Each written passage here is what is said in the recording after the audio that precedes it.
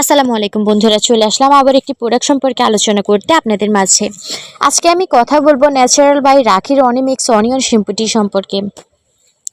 আজকে এই শ্যাম্পুটির উপকারিতা, অপকারিতা এবং এটি ব্যবহারের নিয়ম সম্পর্কে আপনাদের সঙ্গে ডিটেলস আলোচনা করব। যারা একেবারে কম খরচের মধ্যে চুলটাকে সিল্কি ঝলমলে শাইনি করতে চান, তারা আমি বলবো এই প্রোডাক্টটি একবার হলেও ট্রাই করে দেখতে পারেন। আমি কিছুদিন আগে ন্যাচারাল বাই রাখির থেকে একটি হেয়ার অয়েল এবং একটি শ্যাম্পু এবং একটি হেয়ার প্যাক নিয়েছি, যেটা ওনারা আমাকে কম্বো করে দিয়েছে। আমার ভীষণ চুল পড়ার সমস্যা এবং শীত আসলে কিন্তু একেবারে চুল পড়ার সমস্যা বেড়ে যায় এবং চুলে অনেক বেশি খুশকি হয় এবং চুলটা মাথার স্ক্যাল্প চুলকায়, এর থেকে অনেক বেশি চুল পড়ে।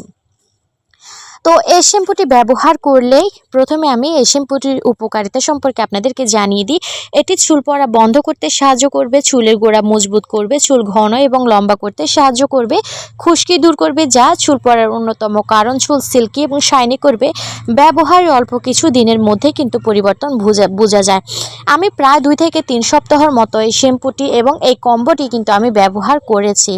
তো আমার কাছে শ্যাম্পুটি বিশেষ করে যে কারণে খুবই ভালো লেগেছে সেটি হচ্ছে এটি খুশকি দূর করে এবং চুলটাকে অনেক বেশি সিল্কি শাইনি করে, একেবারে ঝলমলে করে তোলে। এবং আমার কিন্তু শ্যাম্পু কিন্তু যেই ড্যান্ড্রফ থাকে এটি কিন্তু একেবারে অনেকটাই চলে গিয়েছে। তো এটি ব্যবহার নিয়ম আমাকে ওনারা বলেছে যে একদিন পর পর এটি ব্যবহার করতে। যাদের হাতে সময় নেই এবং যারা একদিন পর পর শ্যাম্পু ইউজ করেন না, তারা কিন্তু সপ্তাহে 2 থেকে 3 বার বা 2 বার শ্যাম্পু ব্যবহার করলেও কিন্তু এটি কাজ করবে।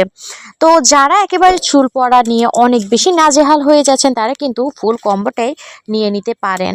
এখানে একটি শ্যাম্পু থাকবে, একটি কাঠের চিরুনি থাকবে, একটি হেয়ার অয়েল থাকবে এবং একটি হেয়ার প্যাক থাকবে, আর একটি হেয়ার ম্যাসাজের যে চিরুনিগুলো থাকে ওইগুলো থাকবে। তো এই হলো আমার কাছে খুবই ভালো লেগেছে, ভাবলাম যে ভিডিওটা আপনাদের সঙ্গে শেয়ার করি, এজন্য কিন্তু বিশেষ করে ভিডিওটি দেওয়া। তো এ ধরনের আরও নতুন নতুন ভিডিও পেতে এবং প্রোডাক্টের রিভিউ পেতে অবশ্যই চ্যানেলটি সাবস্ক্রাইব করে পাশে থাকা বেল আইকনটি অন করে রাখবেন এবং সবাই ভালো থাকবেন। আসসালামু আলাইকুম।